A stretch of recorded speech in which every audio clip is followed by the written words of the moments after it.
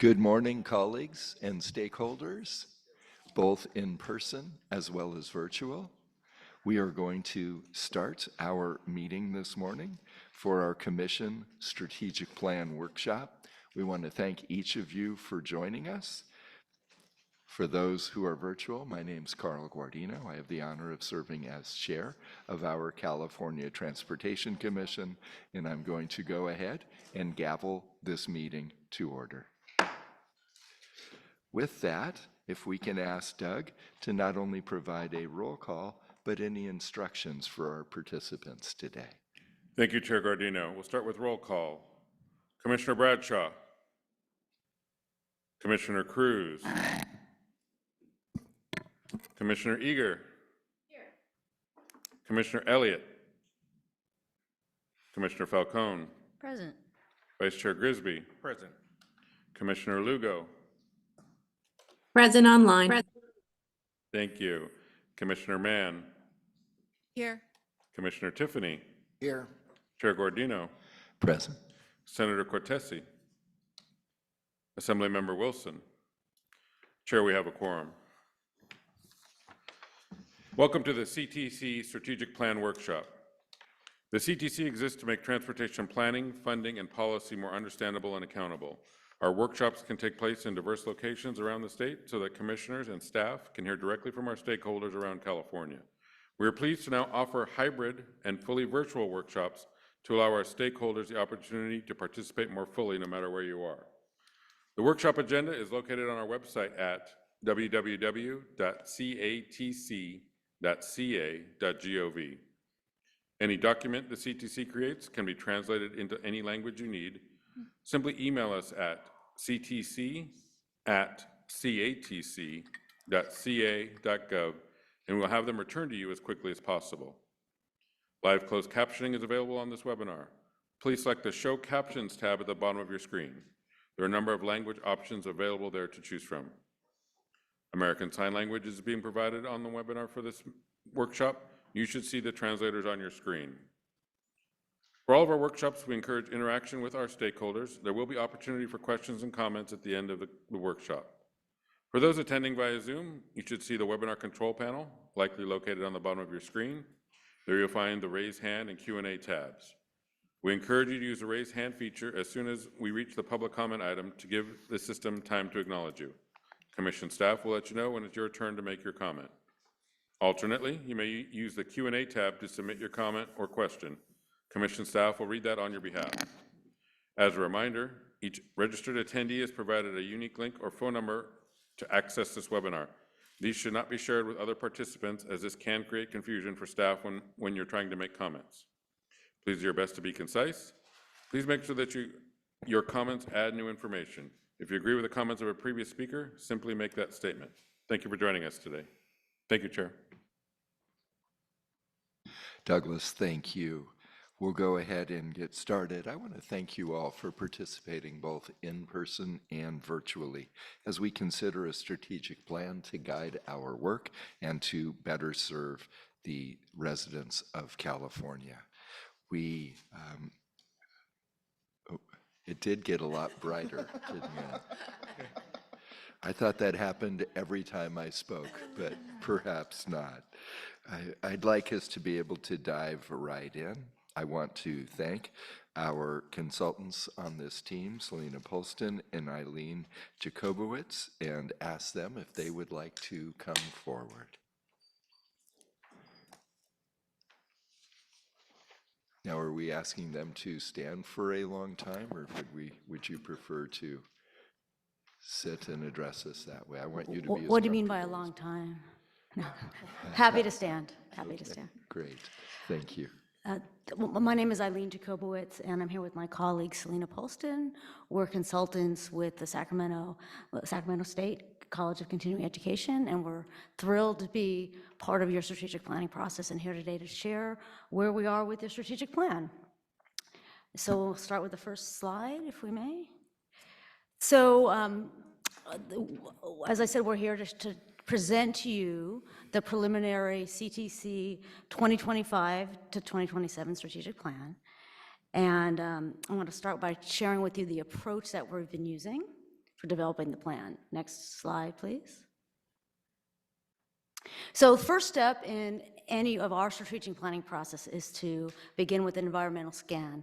And that's to gather information about the current landscape and hear about challenges and opportunities in the future. And we spoke with, I think, all of you here to gather information about your perspectives. We took that information, shared it with the executive team at the CTC, and they use that to inform the development of the preliminary strategic plan. We are here today to gather your feedback on the preliminary plan. We also met with the EAC yesterday to gather their feedback. And then after we hear from y'all, we'll integrate your feedback, the feedback from the EAC, feedback from CTC staff and for the public, and next year the plan will be published. And then the real work happens in phase 5, and that's actually the implementation of the plan. And that'll happen in the spring and going forward. Next slide. So I'm going to hand it over to Selena. She's going to talk about the environmental scan. Hello, commissioners, and I should say hello again because I got the wonderful chance to meet most of you online a couple months ago. I want to share with you the results of the environmental scan. Next slide, please.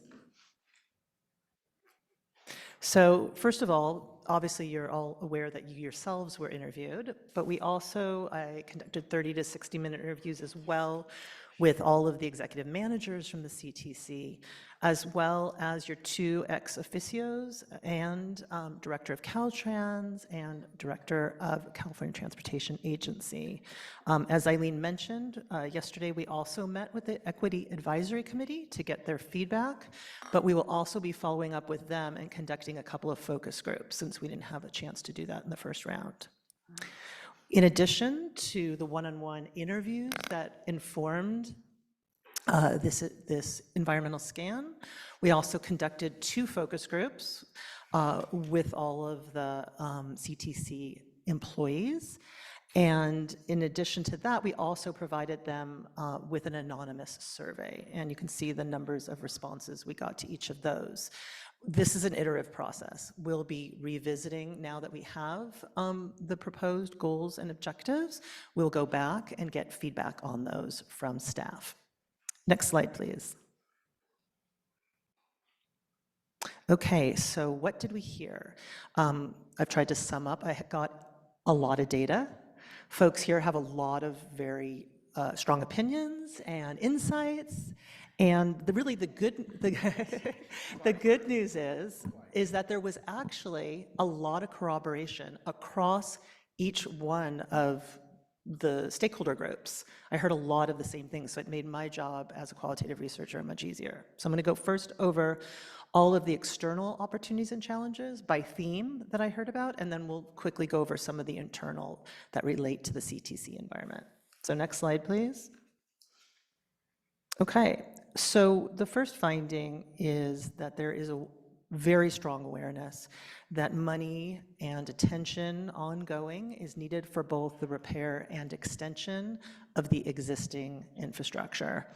And this is because there's an awareness that safety, first and foremost, needs to be addressed continually. There's also a need to ensure that the currently disconnected parts of the mass transit system are actually connected to each other, both within communities and between communities. And finally, there was a sense by a lot of the respondents that the current roads, bridges, and other infrastructure need to be shored up in order to withstand various results of climate change. There is also a very strong awareness, this will not surprise you, that all of this is happening in the face of the time that there needs to be replacement of the gas tax. So that's one of the biggest challenges, and we'll also say opportunities facing the commission. The second finding, next slide.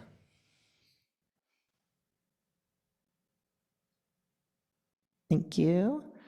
Is that there's an awareness that there is a stressor between both reaching climate goals and continuing to fund the ongoing mobility of the population. This is in specific to example investing in all of the components of electrification. For example, extending the current charging structure and making sure that the charging structure goes beyond the borders of California.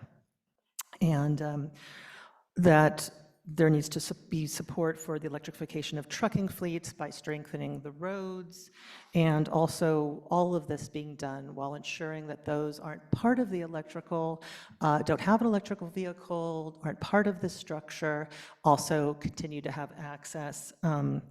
And part of that is, this wasn't heard from everybody, but there were quite a few people that said that the commission needs to sort of address the consistent pushback to road repair, highway repair, and even highway widening. So that was something I need to bring up because that was expressed by quite a few people. Next slide. All right, there was a lot of information and feedback regarding partnerships and the importance of partnerships for the commission.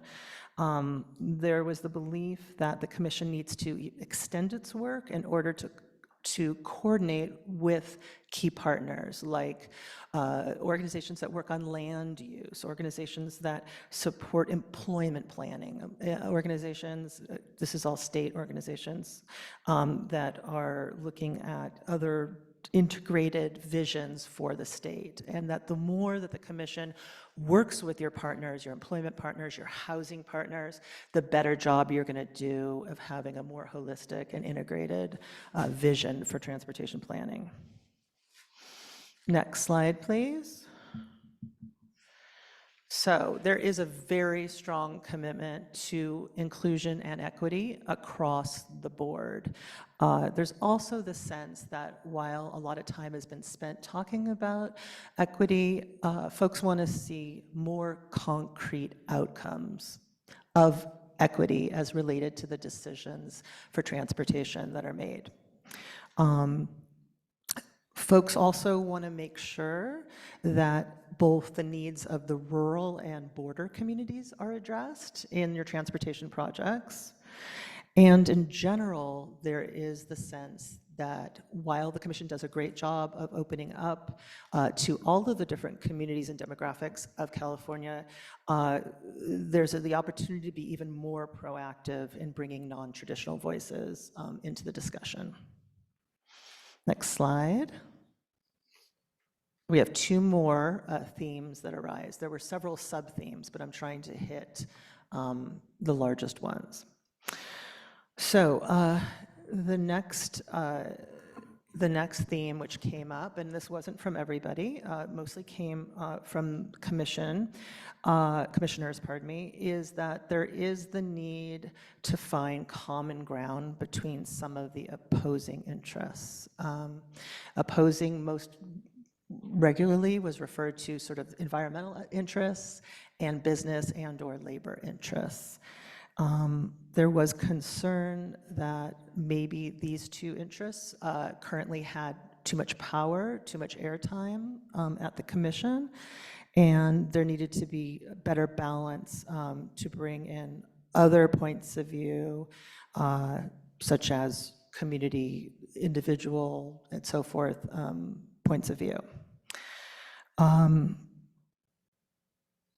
So it's also important to say just that in talking to both staff and the commissioners, there really was very clear to folks that all the interests that do exist are all valid, and there is absolutely no one-size-fits-all solution for transportation, especially when you're talking about rural versus urban, so forth. Okay, the last finding from the scan is that, or pardon me, this is divided up into two. So the first of the last findings is that the commission desires to have more influence. And by influence, oh, pardon me, next slide, sorry about that. So in terms of influence, where the commission hopes to have additional influence is on policy direction, and also in terms of wanting to be able to hold contractors accountable. And specifically, when we talk about scope creep, the feedback was about contractual obligations. That's it, about time, materials, cost, et cetera. The people that shared this felt that it was happening too often, that contractors were coming back to the commission and asking for more money or time to complete additional parts of the project that weren't initially in the contract scope. All right, next slide, please. Finally, there is a desire both internally and externally in the commission for more recognition of the good work that you guys do.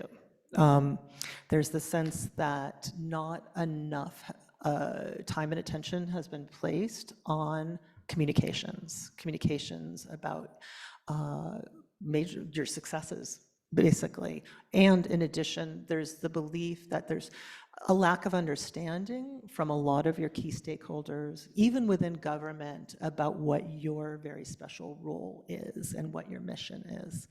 And as far as the mission, we will talk about the mission in just a moment. I think that's all I have right now. And on this slide, yes, and we'll be continuing on. Thank you. Oh, I'm sorry, excuse me. We now have some internal findings. Next slide, okay. Where are we? Yeah. So for internal opportunities and challenges, this obviously mostly came from staff of CTC. And let's bring on the next slide, please. First of all, I wanted to say that we heard about so many strengths of the CTC. And I don't want to overstate this, but I do a lot of qualitative research, and I was almost, I would say, shocked at about how many positive things I heard, both from commissioners, from managers, and from staff themselves, about how good they feel about the culture and the experience of working at the CTC. Some of the things that I heard across the board was that the staff are very motivated, very professional, that there's a really great work environment that's very collaborative, that one of the things that's special about the CTC is that they can turn on the dime. They can be very flexible and nimble in order to meet the needs of both the commission and beyond. Also, that the commission itself is one of the rare structures that can bring so many points of view to the table. Not just the ones I've mentioned, but in addition, you're bringing regional agencies, you're bringing academics. There's a very big basket, and there's a lot of people that can weigh in to the future of transportation. And connected to this is that the commission is also seen as unique in being able to bring all these folks together and can extend its influence, its vision across California and all of the various sectors. So it's seen as a very currently powerful organism, a powerful structure, and something that could be further empowered as well. Next slide. Some of the challenges that were shared with us, this is all internal, not related to the commission, but related to the employees, is just the desire for a more robust HR function, the desire to see policies further updated, formalized, and the need for additional newer IT applications, systems, and programs so that they stay ahead of the curve. So that was the key feedback that we received internally, and I believe that's the last of our findings. Thank you so much. I'm going to turn it back to Eileen now. Next slide, please. Thanks.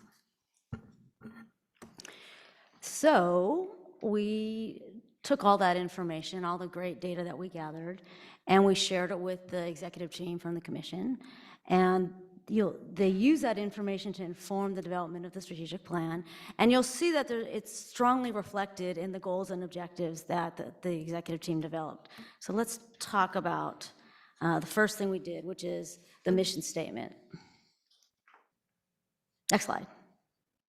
You can't read my mind, I guess. Next slide.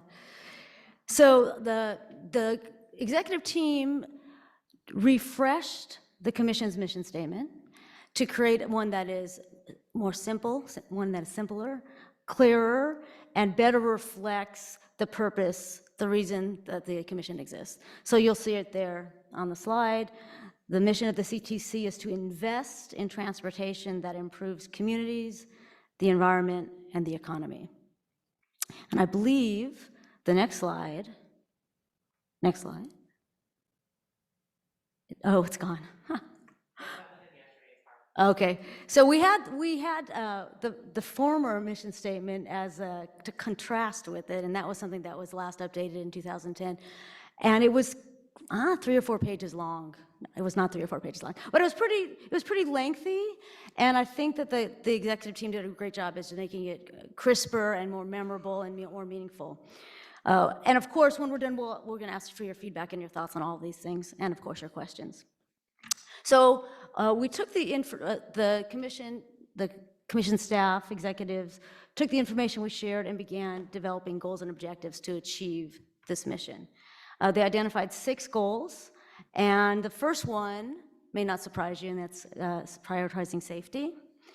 And with the objective of investing in projects that reduce fatalities and injuries on the transportation system, ensure safe routes to schools, and protect California's transportation workforce. Second goal, next slide.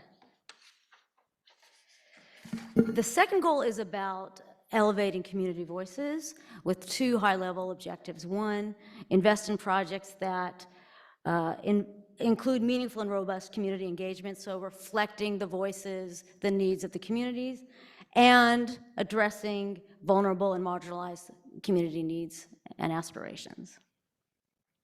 The second objective around elevating community voices is collaborating with the EAC as a champion and a conduit of community voices.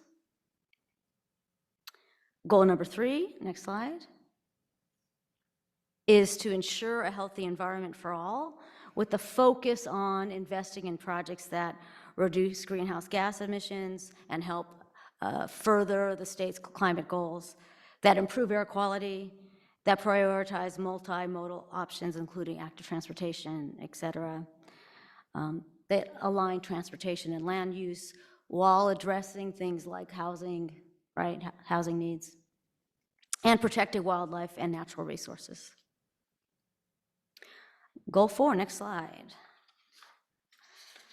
Goal 4 is to move people and goods efficiently by investing in projects that support a vibrant economy, expand accessibility and mobility options. So this is creating access to for all communities and all kinds of people who have disabilities, people in low-income communities. So ensuring that everyone has access to things they need to mobility and getting the transportation needs met. Of course, reducing congestion and enhancing reliable freight throughput. Goal number 5, next slide. This is another thing that Selena highlighted when she talked about what we heard from y'all and from commission staff is the importance of partnering for success. So the first one is about collaborating with partners to minimize cost increases and delays, and this is primarily around those who are delivering on projects, transportation projects. Second objective is to engage tribal governments for meaningful and timely input, really important voice in the process. And lastly, communicate how transportation investments benefit the public. So amplifying your successes, the positive impacts of the work you do. Last goal, last but not least, goal 6, next slide, is an internal facing goal, internally to the organization itself, and that is to support a team where people thrive Have you heard, as you heard from Selena, we heard a lot of really great things about the staff, and they want to continue to raise the bar on that by continuing to foster a culture where team members are respected and valued, strengthen the internal HR functions, and create and communicate opportunities for growth and promotions so staff can continue to develop as individuals in their careers.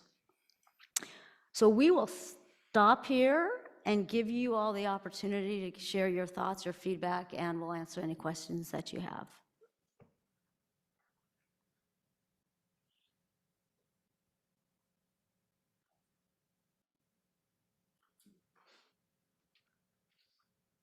First of all, thank you.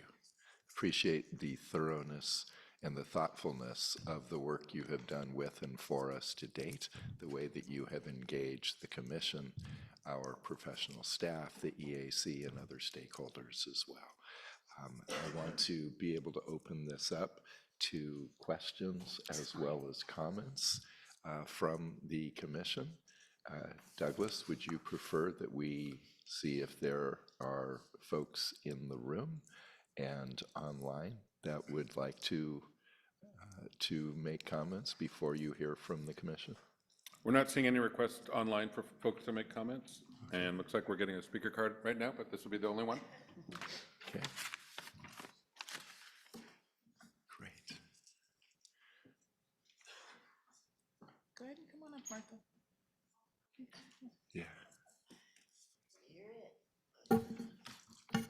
And are we setting a clock, or how are we doing? Good morning, Martha Armis Kelly. Still acting Martha, Vice Chair of the EAC. I just want to Martha, recognize, if you don't mind waiting for a moment, we haven't set the clock, and that wouldn't be fair to you. So let's let Douglas get back so that you're actually able to see the clock and not Ready. be surprised. okay. Good morning. Good morning. Martha Armis Kelly, still acting Vice Chair of the EAC. I just want to acknowledge and accept the task at hand as far as us, the EAC, members of the EAC participating yesterday. It was a very good, robust discussion regarding the strategic plan. I just hope, again, as a community member, I'd like to share that I really hope that we will be very intentional about our planning as far as that mentioned item of what is it called, stop, or when they're adding more to the budget, but more so in the area of having vectors to preempt those things from happening in regards to climate adversions, because when we have incidents that happen related to climate, we're often thinking that it's short term, but in the long run, these are incidents that are going to continue happening, and we should take considerations for budgeting for only climate, because climate eventually will absorb a lot of our money, and if we continue not to look at it as a measure of consideration, in the long run, it'll cost us more in California. So thank you. Martha, thank you. And is there anyone else online or in the room that would like to address this item? Not seeing any other requests to speak. Great. If it's okay with you two, then, I'd love for us to hear from commissioners with questions or comments. And Secretary Tollefson, I don't want you to be shy either. Great, thank you. Jay was first. Oh, Okay, and I guess me. okay. Let's go with immediate past Chair Eager and Vice Chair Grisby and Commissioner Tiffany. Thank you. One of the things I didn't see in there, and I think we talked about it yesterday during our EAC meeting, was community input. I think sometimes, we think we know it all. We're representing a specific group, but it's really that representation is because we've heard from the community and the people that we're representing and the people of the state of California saying this is the direction. And certainly SB1, they told us, here's what we need to do. So I think as we look at that strategic plan, I'm not sure that was in there somewhere where this is the direction we want to go in, but we want to hear from the people of the state of California in that process. Was it in there somewhere? Not as part of the environmental scan yet. Well, are you asking, did we talk to the public, or did we hear that the public needs to be involved? The second one? Oh, yes, absolutely. That was one of the major findings. I'm sorry if I didn't clarify that. But one of the key pieces that I heard across the board is that there needs to be more voices more often. It's one of our goals. So if we can go back to the elevating Community voices, yeah. That first bullet, I can't remember the exact words, but in that first bullet, it is implied that as part of our program. So when you start to see the key performance and the outcomes and the objectives, we will have specific key performance indicators that say how many How we can people do did it. we reach out to, how many community engagement plans were involved in SB1 programs, and you'll start to see a little more meat on that, include meaningful and robust community engagement bullet. Oh, great. Because I think there might have been a misunderstanding from some that we were saying the people that come to our meetings, we get a lot of information from EJ groups, we get a lot of information from labor. We encourage that always. We want more Right. of that. But in addition to that outreach, that actual community engagement where, CTC talks to them and they talk to us, and we have that kind of additional in-depth interaction with the community on the direction. I think want to make sure that's clear, that Sure. we're not saying, please don't show up because, you've been talking too much. That's not what we had in mind, right? We love to hear from the community and more. Absolutely. Right. Thank you, Past Chair Eager. Vice Chair Grisby, and then Commissioner Tiffany. I'll let Commissioner Tiffany go first. I think he was first before me. Oh, thank you. Thank you. Thank you, Chair and Vice Chair. This is touched on in the goals, but I just wanted to make a few comments and double down on it. Goal 5 is desire to find common ground between opposing interests, and to me, this is such a critical area. In Goal 2, it touches on some of the issues. It mentions rural, for example. I come from a rural area, but then I think this at times opposing issues of climate change and congestion, dealing with congestion and possible highway expansion. These are dynamics that it seems that we see at virtually every meeting. And so I think from my point of view, and I mentioned this yesterday during the EAC executive meeting, I'm a big believer in collaboration, trying to balance his interests. So to me, that's such a really critical area as far as a strategic plan is how do we get those opposing interests at the same table instead of just hearing them, and how do we reach a balance? And that's not always easy. I often talk about it from a rural standpoint versus urban, but there's very much other interests as well that compete. And so how do we do that as a commission, I think is really critical.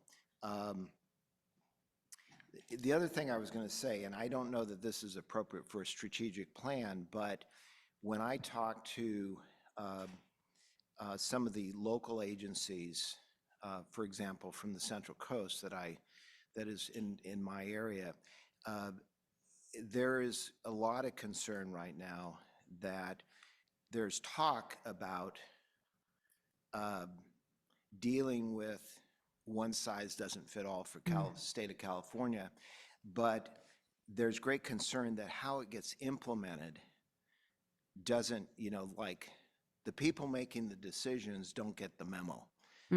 And so it's not just a matter of having having this discussion, but that it's also got to get down to how it gets implemented. How VMT is calculated in different areas. Because there is great concern, and this afternoon when we talk about CAPT, I'm going to be bringing this up. There's great concern that if the implementation is not addressed and how that's done, there will be just, projects in certain parts of the state just will never happen. So anyway, I don't know, again, whether that's appropriate for a strategic plan, but that's something that I think has got to be part of having this balance and collaboration.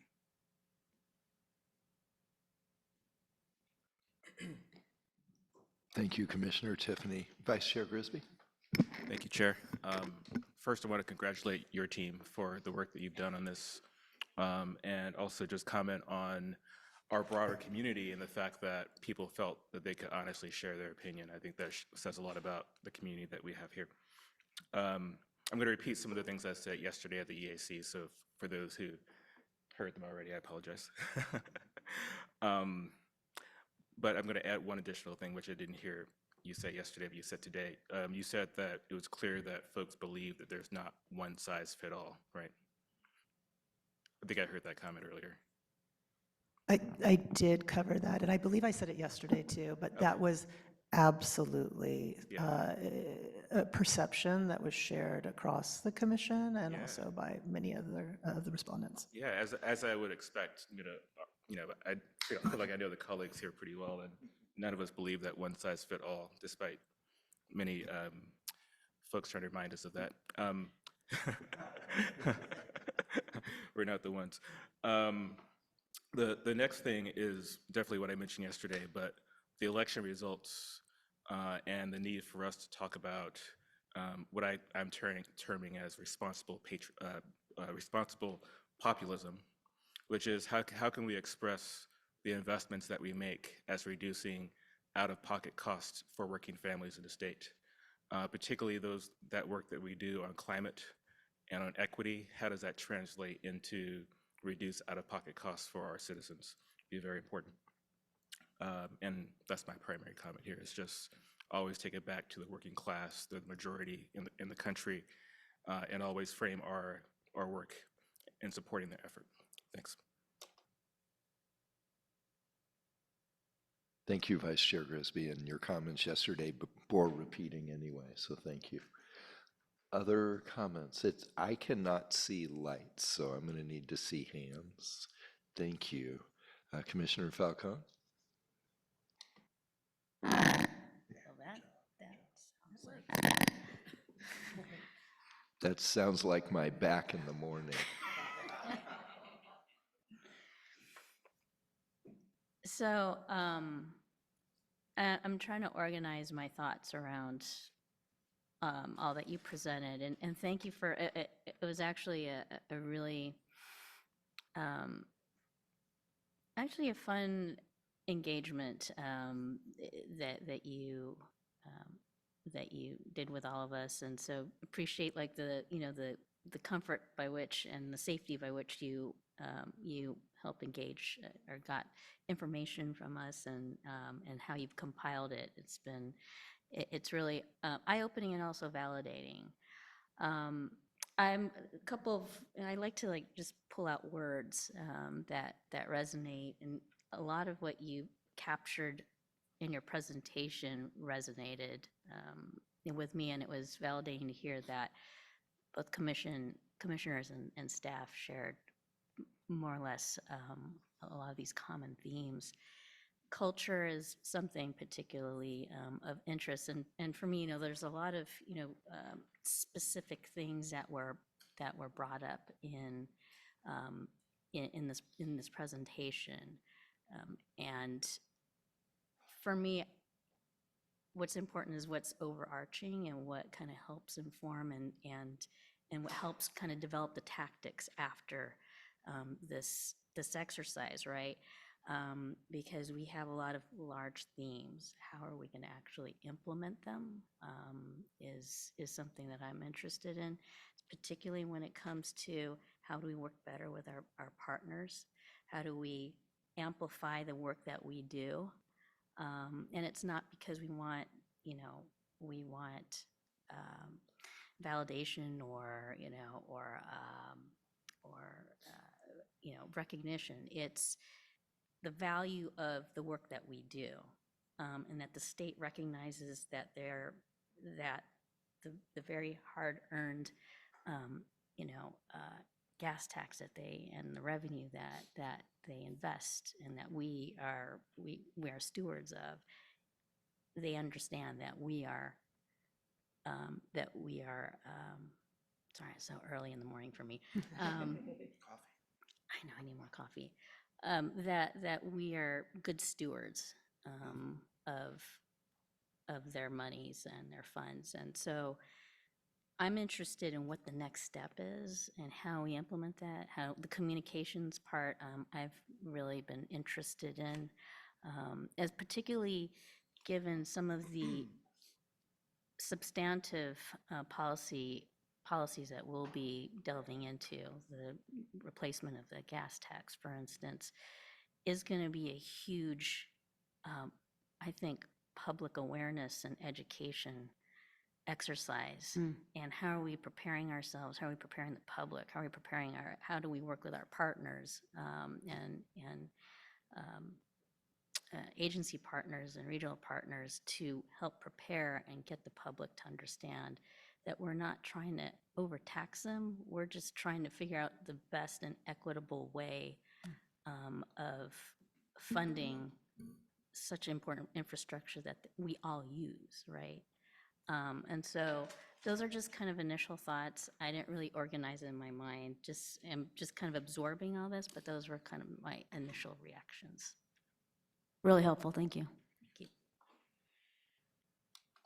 Carl. Oh, great. Commissioner Bradshaw, thank you. And Secretary Tollefson, thank you. And Commissioner Well, Mann, first off, in that order. I just want to congratulate you on the process and the engagement and also the presentation today. I'm sorry I missed the EAC yesterday too. I'm sure it was very good. I want to also appreciate the comments of my fellow commissioners today. A couple things come to mind, but again, just really great job in summary. I'll echo what Clarissa was saying about, next steps and how we're going to do it, and also Vice Chair Grisby. That'll be crucial. One of the things I want to circle back with, when one of the bullet points was some interest groups exert too much power. One of the deals, again, I'm piggybacking Brother Grisby here, but there's an overall feeling, a fortunate spot I get to represent a very large organization of workers, and that when we look at one, accessibility to bring issues to the commission, when meetings are, how they're held, this and that. Again, we're in I wouldn't call it a position of privilege per se, but because the nature of transportation, we can often get workers because there's collaboration with our employers to show up, but the vast majority of the working class that suffers, and it affects, this is one place I would say that almost one size fits all in the sense of the negative side, that the massive commutes driven by inequity in housing, connectivity, broken mass transit systems that don't provide for workers that have to be on the job at 4, 5, 6, 7 in the morning, not to mention the challenges of childcare, all that comes into play, then puts a tremendous pressure as you seek affordable rents in most cases as opposed to ownership, puts that pressure and bottleneck on the rural communities. So it's like the negative building on negative, building on negative. Concerns ongoing, which also you captured in your presentation, which I appreciate, when you look at, and it's a view I have, but again, I would echo that we want everyone's voices heard. But there is a feeling, and I do share some with it, I'll be blunt, rightfully or wrongfully, that when you look at any type, even like trying to go back in time now on certain projects to say if there's any increase in VMT, let's unwind it. It's going to put even more pressure on those workers that most didn't choose, in my opinion. The workers that I know choose to drive 2 hours every day to get to work. It wasn't like, oh, I really want to do that. But it is driven by these other issues that we don't necessarily cover, like housing in particular. So, I think to access more for a broader population, I think it goes to our marketing program. I'm going to call it to how do we get out there that this affects everyday Californians every day. Is there ways that this commission and our staff can build bridges to that? The community, I was sharing with a fellow commissioner last night that some of the best meetings I've been to, these are great meetings, don't get me wrong, and this is a great team, and I echo all that, and there's a reason staff comes up at the top, because they're the best in the business, no doubt about it. Best commission in the state, no doubt about it, in my view. But that is there ways we can build more bridges to get access for folks to attend? And if you have any interest group that has an outsized voice, often it's that they can have the freedom to mobilize. You know, I have my own opinions on the veracity of phone-in, you know, scripted, right? Here's your 3 lines, just keep saying it over and over again, but that's a conversation for another day, maybe. But, you know, so again, all this stuff I think alienates and doesn't build connectivity, and it builds a pessimism among the working class that we got to get new resources to replace the gas tax. That means the worker's going to pay for it. We're going to put a toll on the bridge. Let's put it on the, quote, poor side, you know, of the, where the bridge lands. This kind of stuff, and I'm not saying that's all deserved, but how can we help? What are your thoughts about further education, further engagement? Is there things we can do, even on our platform, on our website, our social media presence, this kind of stuff? Is there things we can, as a commission, do with staff help?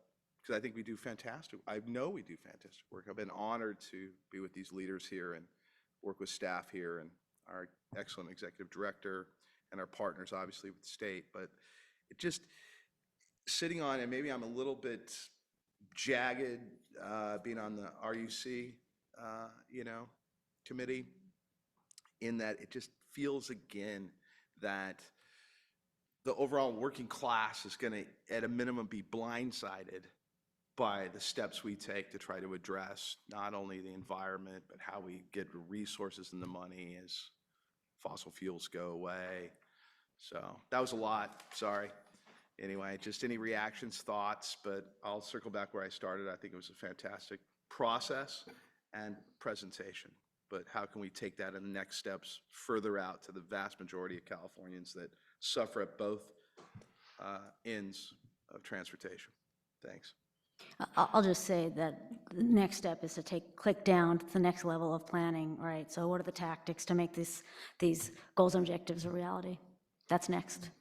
That's the easiest part, right? Yes. All right. It's good. Now how we put the boots on the ground. Yeah. If I can answer Jane's Very good. questions. Thanks. Okay.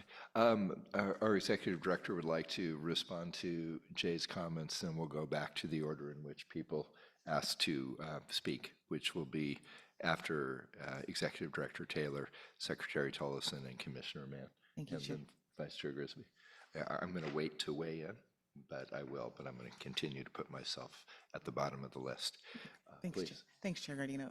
To your comments, Commissioner Bradshaw, we heard very similar things at our Equity Advisory Committee meeting yesterday, especially about the road user charge and how we transition to a sustainable funding source within the state of California, and that there is a reality that as the legislature continues to kind of figure out the direction and the path that they may want to go over time, that how we engage with the public, how we communicate whatever that answer is going to be vital to the success of whatever it is.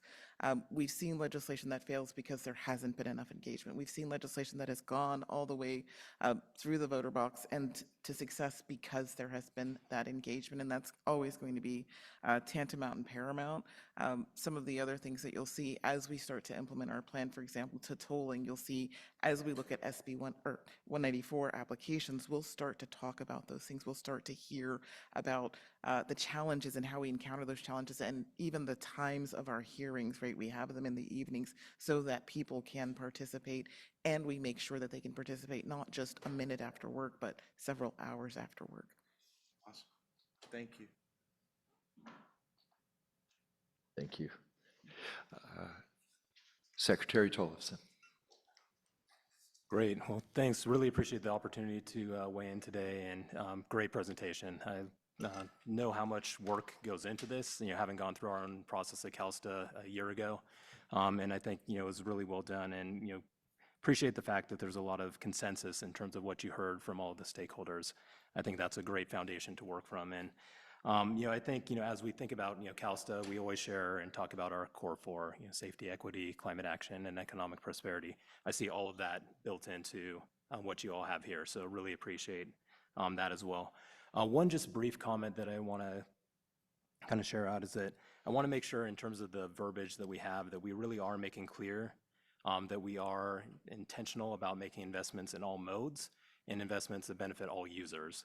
I think that's kind of sprinkled in throughout, but I do want to just make sure that that is something that we very much focus on.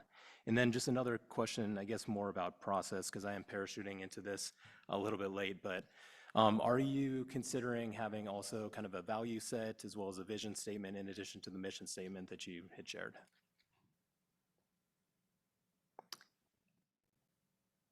Do you want to respond to that?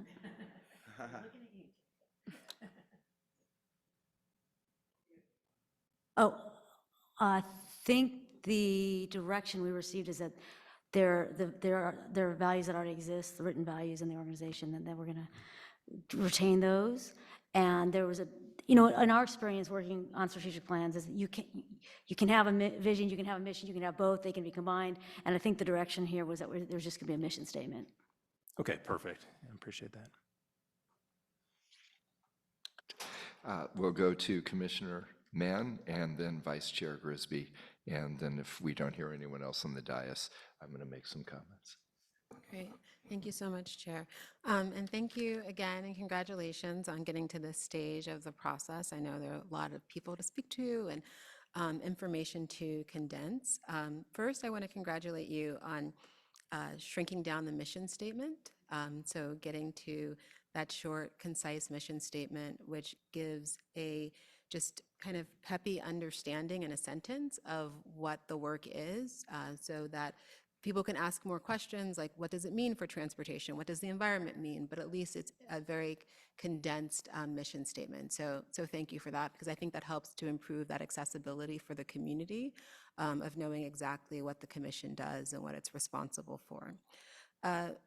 What I heard throughout the goals are a number of different pieces, and I appreciate you talking about the next level of the next steps, which sounds like it'll be the tactics and maybe some work planning that happens that I don't know if it'll be refreshed frequently, but I did hear a number of pieces that seem like they have some operational budgetary components to them down the line, where we could potentially be talking about committees to help to sustain some of those goals.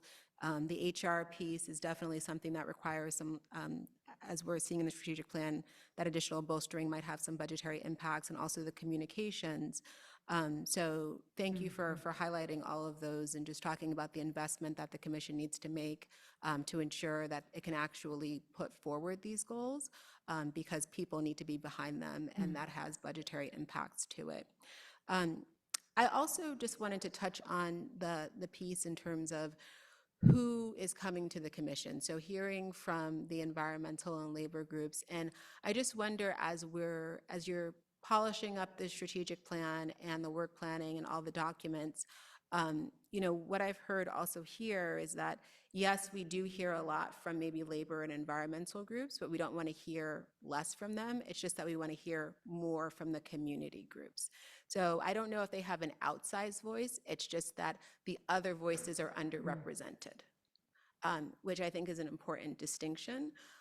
And how we are able to represent those other voices gets back to some of those communication goals, so that this space feels like a space that the community can walk into, where they feel comfortable, where they know the rules of the space, and they feel as if they can really engage. And that just takes time, and it's a process. And some of it might be increased communication from social media. Some of it might be how we're engaging the youth. And when I say the youth, I really mean like little kiddos, and understanding issues around policy, how we're engaging schools, because you groom stewards. And that starts early. So I do think that the communication piece, yes, there's the part of communication that's maybe like a website refresh and social media, but there's a lot of grooming that needs to be done for stewardship, for people to see them in a space, in a world, especially a space in a world that is as technical and as complex as this space and world is. So I'm really excited for that process and what it's going to look like, so that we do see that underrepresentation addressed in the future. But I appreciate you pointing it out and all the work that you've done. So thank you. Commissioner Mann, thank you. Vice Chair Grisby, and then if it's okay, I'm going to make a couple of comments, and then it looks like we have one additional card. All right, thank you, Chair. It's been a pleasure to hear from all my colleagues here. Thank you for your comments, Commissioner Bradshaw.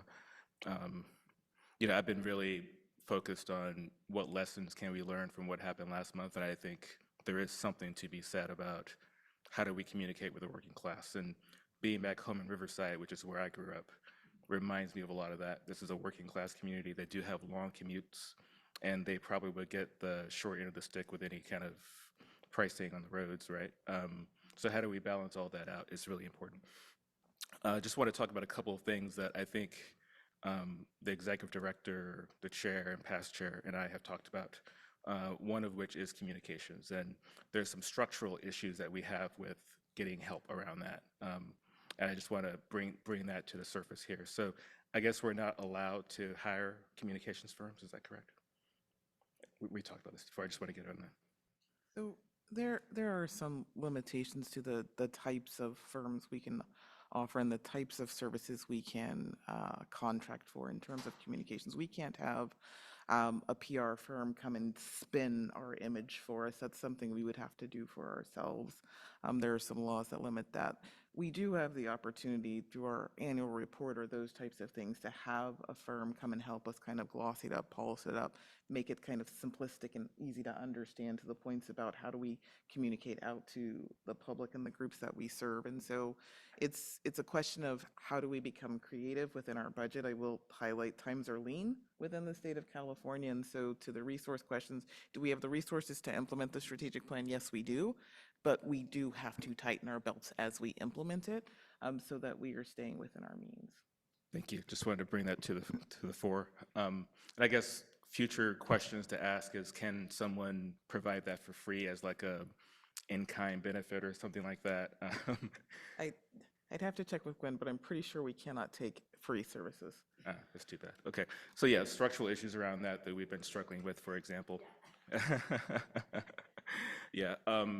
And this whole idea about bringing people together, I've had conversations with some of you all about, having certain stakeholder groups talk to you directly, and I understand that has not really happened. So then the question becomes, can we establish some sort of formalized system, like a task force or something, to bring people together to talk about topics and sort of bridge the gap between perceptions of they might have about some of us, which is inaccurate perception. So that comes to the fore for me as well. It's hard to build bridges. It takes two to tango, essentially. So how do we bring them in? Yeah, so those are just my additional comments, having heard some of the conversation here, and I really appreciate our convo. Thank you. Yes, of course. Past Chair Eager would like to just ask you a question on that, and then we're going to go to Commissioner Tiffany, then I'll weigh in. So when you were talking about can we outsource, certainly not PR, but a communications expert, is there a way, and I think we had talked about this before, of doing some outsourcing for community engagement? That there are experts around the country that do wonderful community engagement, would be on behalf of us, but is that something that is allowable? We'd have to think about the details. It'd have to be tied to a specific task that we're looking for. I think our biggest limitation right now is our budget. For something like that, that's a pretty expensive endeavor on a statewide basis, but that's certainly something we can look into.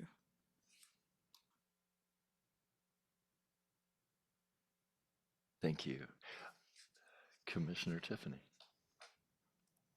Thank you, Chair Gardino. Just to follow up or double down on a couple comments that Commissioner Mann and Vice Chair Grisby mentioned on communication, and I absolutely agree with Commissioner Mann that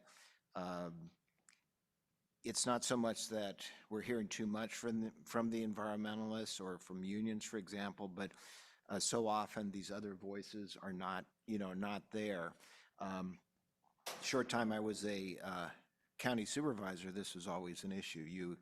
You always would get the very vocal people, but seldom would you get the other side, not because they didn't feel strongly, but they weren't aware, they were at work or what have you.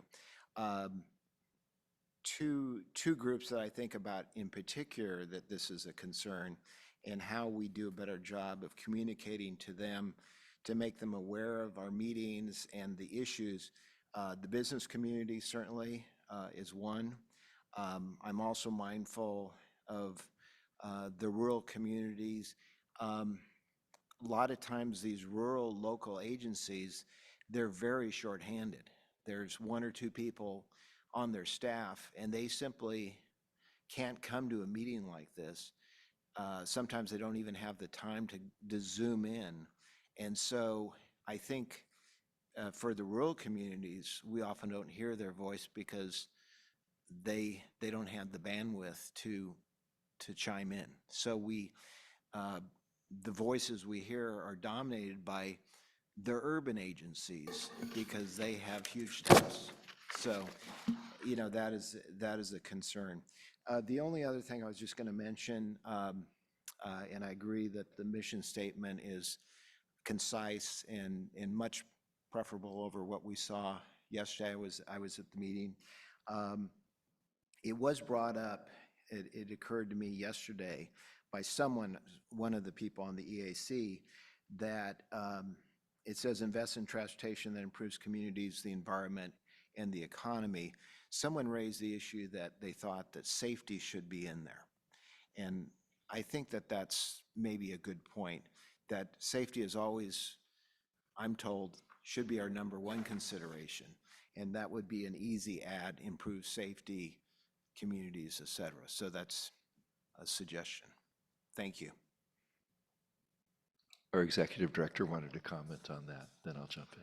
Yeah, I think I just wanted to kind of bring all of our conversation about engagement, bringing people in to the forefront, because that's something that our team talks about quite frequently. That's something that our team does quite frequently in terms of making themselves available to whoever calls, whoever writes. They're actually out there right now dealing with something that's for the commission meeting this afternoon, where someone has reached out to them to say we have concerns and we have questions. And so I don't want the work of the team in silence to go missed as part of this discussion as well. But the larger point I want to bring to us, and I think it speaks to Commissioner Mann's comments, is that we have a problem with vested interest. Many people don't believe that when they come to the commission or when they talk to the commission that they can impact how we spend billions of dollars. At one point in my career, I managed regional transportation plans, and I literally had the League of Women Voters sitting in front of me at a meeting before, and they would not stay for my public meeting because they did not feel that they could impact the volume and the magnitude, because most people don't talk in billions or even millions of dollars. And so those are the types of things that we have to figure out how to simplify. We have to figure out how to simplify our message. We have to figure out how to simplify it in a way that it resonates with the average person so that they see themselves in the agency that serves them. And that's what we're going to be tasking our team with as we continue to go through. And trust me, we will have starts and stops and successes and failures and all of those things, but we will grow and we will learn as we do it. But that's ultimately the goal, is that as we continue to implement this strategic plan, that the people we serve see themselves in the implementation of the plan itself. Just such thoughtful comments. I tend to often too quickly go from the strategic to the tactical. So capturing many of the comments that I've heard, One of the strengths that we have accomplished on this commission through the hard work of Douglas and other members of our staff is going out to California rather than expecting California to come to us, which is what we did when I joined 18 years ago. We would do 6, 7 meetings a year, as I've stated in the past. One would be outside of Sacramento, and we have completely reversed that, in which about one is in Sacramento, and we try to journey out to the 58 counties and 482 cities and towns, to the credit of our team and our staff, because that's a lot more work than being at the same spot in Sacramento every single time with the same hotel and the same stakeholders who are fantastic coming to us, usually as a part of their profession.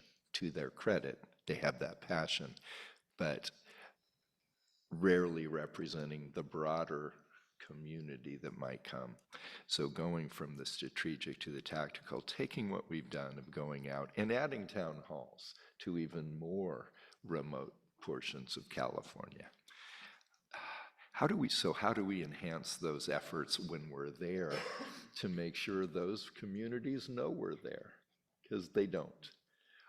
And I would suggest on the tactical level, because it's usually communities reaching out to us and saying, will the CTC come?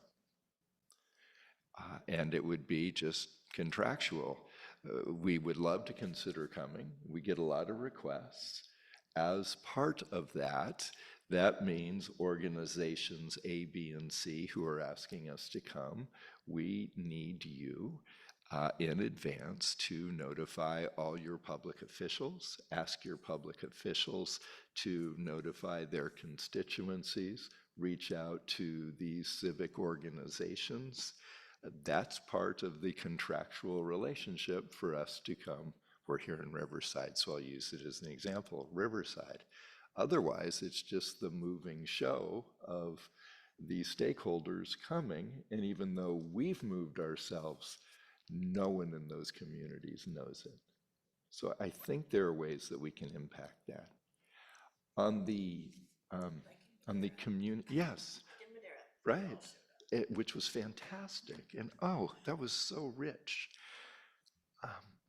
And the other, Tanisha is so appropriately wise with our limited taxpayer dollars to fund this organization. I do recall, though, occasionally in the past, it has included someone who at least part of their role was communications and being a communications professional. And I would leave this up to Tanisha, but through this strategic planning process, might that be a position at the appropriate time that we fill in a full or part-time basis? Again, not an outside PR firm, but as part of the staff, so that we are building in those communications efforts. Thanks for allowing me to go from strategic to tactical. My one comment on the slides, I love it that the environmental justice and labor communities are so engaged. When I saw business community up there, it is pulling teeth to get business interest in our work, which is stunning to me when there is so much at stake. So when I saw business up there as engaged, and I come from the business community, they are not, overwhelmingly not engaged in our work. So that's still an area where we need to do a better job. Educating. Perhaps, yes. I will stop there. Other commissioners, we have one more card. Yes, there's William, if you want to start making your way up, but as you do, other commissioners with comments? I like to wait till last because I learned so much from all of you. But does anyone else want to weigh in? A quick response, Carl. Sure, we're going to hear from our executive director as well as Commissioner Falcone. And then William, if you don't mind, then we'll hear from you. Great, thank you. So Carl, we 100% agree that the position that we have had, we still have that position. We still have a part-time kind of PIO position. I will just note that that position is also Justin's only staffer for our legislative work as well. And so they are, when the legislature is in session, they are deep and steadfast in that. One of the unfortunate things, and to your point about filling positions, one of the unfortunate things that has happened is Justin has been gracious, and as we have reconciled the limitations of the budget, Justin has given up a position. And so we have lost a position within Justin's department that is very important, that we need, and that we'll be advocating to get back. But that will impact some of the things and how we do some of the things, and where we are able to contract out, or where Justin's team is simply able to just stay afloat in some regards. And so I'll just ask for grace as we work through those challenges with our team. And Commissioner Falcone, I think I saw your hand. Anyway, oh, good, and Secretary Tolleson. Thank you, Mr. Chair. I'm still waking up. A couple things on the communications, and it's great to hear from my colleagues on the importance of communication. You know, the caveat, of course, and you know, I'm a consultant lobbyist by trade, and find myself in these spaces where, especially in local government, it's very activated, especially with different kinds of interest groups that are very vocal. You know, the more we put ourselves out there, just a caveat, and it's okay, right? There will be, you know, folks that will be interested in engaging, and I think we just need to be prepared for that. And this is a space that we should be open to that as commissioners and as a staff, as a body. You know, we want to be accessible to different facets of California. And so as we you know, prioritize you know, getting our work more recognized and opening ourselves up for engagement, there will be engagement. And it won't always be friendly. In fact, it may be downright vitriolic, because I've seen it in the work that I do. And we just have to be embracing of that. And I think that's why, in terms of culture, it's important to be cohesive as a group, not only as a commission, but also a commission with staff. The other thing I wanted to bring up, and I'll move away a little bit from the communication, is I don't want to gloss over the feedback from staff. A lot of what they've said is going to be under, you know, our excellent executive teams, you know, brain trust to implement. But are there things that were articulated that the commission can be helpful in really empowering staff? One of the things that you know, I find with these commissions and boards is that there's this separation between the decision-making body and the folks that actually do the work. And so I find that just an observation as a government relations professional, that the best bodies are the ones that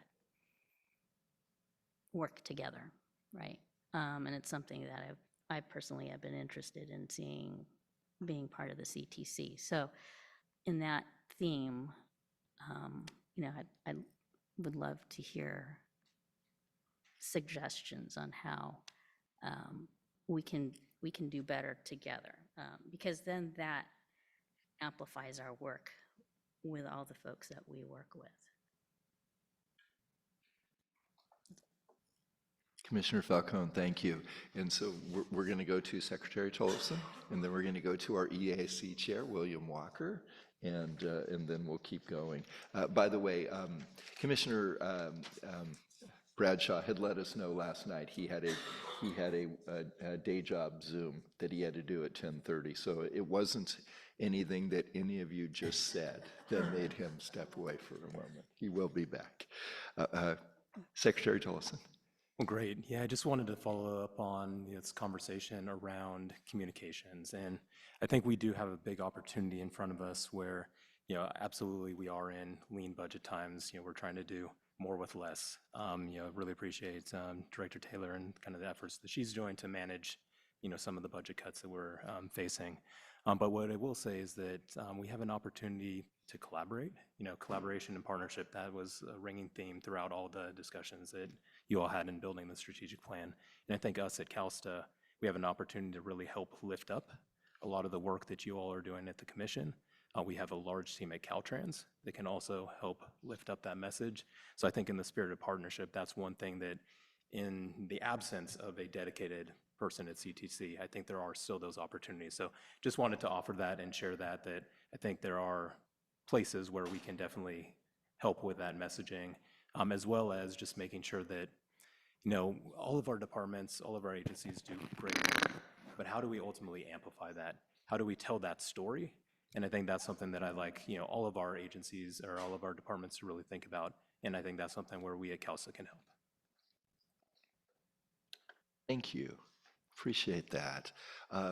Yes, please, EAC Chair William Walker. Thank you for being here yesterday and today, probably tomorrow. Yeah. I believe as part of the public speaking, Doug needs to set a clock. It's here. Oh, is it there? I It's don't see ready. it on my screen. Oh, sorry, just kidding. Okay, great. Thank you, William. I'll be as brief as possible. My name is William Walker, EAC Chair, and I wanted to first echo what Commissioner Tiffany stated, and I'm not going to remember the article either, but Ana Gonzalez, who's a member of our EAC, cited an article in the state's constitution that says that ultimately health, safety, and welfare come first when we're thinking about the services that we provide to the community. And so, and then I made the suggestion that we should add safety to the more consolidated mission statement, because that would allow us to then align with the core four that CalSTA has, and it can thread its way through the work throughout the state. I also believe that the EAC is also a huge resource that you can lean upon. I think that a lot of us, like Ana Gonzalez is an executive director of a nonprofit here in the Inland Empire, and a lot of the folks who came yesterday had that connection with her as well. So a lot of the input that you're talking about that you like to see from different constituencies that we're not hearing, we're behind the scenes, a lot of the EAC members trying to bring that to the meetings. So I think that we mentioned yesterday that having interviews with EAC members might be helpful and beneficial to the strategic planning process. And I'm happy to hear that our executive director of the commission has agreed, Tanisha, has agreed to start that process. So although times are lean, being able to work directly with the EAC on some of that community engagement, and possibly having the EAC have a registry of community organizations that they have contacts with, that could help enhance the process. So thank you. And I apologize I missed public comment earlier, and thank you for accommodating me. Happy to do so. Thank you for speaking up. Vice Chair Grisby. All right, I'm going to make a controversial comment. Yeah. So this is not particularly directed towards any groups in California, but it's a national theme that we've been hearing a lot about, and the elections last month kind of reinforced it, that sometimes not every organization that is without membership represents the community that they purport to represent. So it can send the wrong policy signals to folks who are trying to be policy makers listening to those groups. So then the question becomes, how do we go directly to the people more often to get more clarity about what they actually want?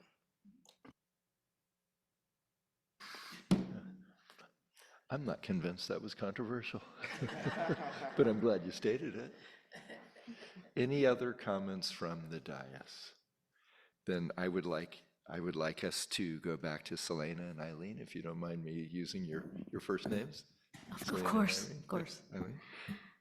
So we have one more slide, I think, and we can just wrap up. Yes. That's it? Thanks. All right, so next steps. We'll be conducting staff focus groups to gather feedback on the preliminary plan. We'll also be conducting focus groups with the EAC to gather more information from them, more of their thoughts on the plan. We'll synthesize all that information. We hope to do that at the beginning of next year. And once we've integrated all the information, we'll finalize and publish a plan. And then, as I've been saying, then the real work happens, and that's where the commission staff, inform work groups and other kinds of combinations of efforts will identify tactics and key performance indicators and begin the real work, as you probably say, where the rubber hits the road, right? Excellent. Where the electrification happens or something like that. The monorail. Yeah. Did you want to add anything to that?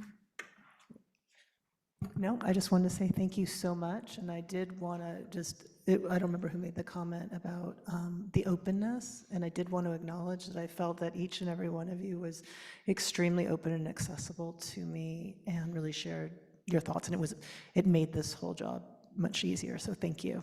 Great. You know, let the record show, she said each and every one of us, but she was looking directly at me when she said how open and accessible. My glasses, I can't see everybody. There you go. Thank you both. I want to just comment too, just how amazing our professional staff is. I had asked both our executive director and Douglas how long they thought this morning would last, and they said, we think 10:30, and if you look at your timepieces, it is 10:28. Hearing no other comments at the moment, virtually in the room or on the dais, we know our next steps. Is everyone comfortable with the next steps and the timeline is laid out? Great. Thank you. Chair, as we have a public comment item listed on the agenda, if we could just one more time acknowledge any requests for public comment? Absolutely. Is there any additional public comment for anything that folks from the public would like to raise? Not seeing any requests for public comment online. Thank you, Chair. No, thank you, Douglas. With that, we are going to adjourn our Commission Strategic Plan workshop. We will convene our CTC hearing at 1 p.m.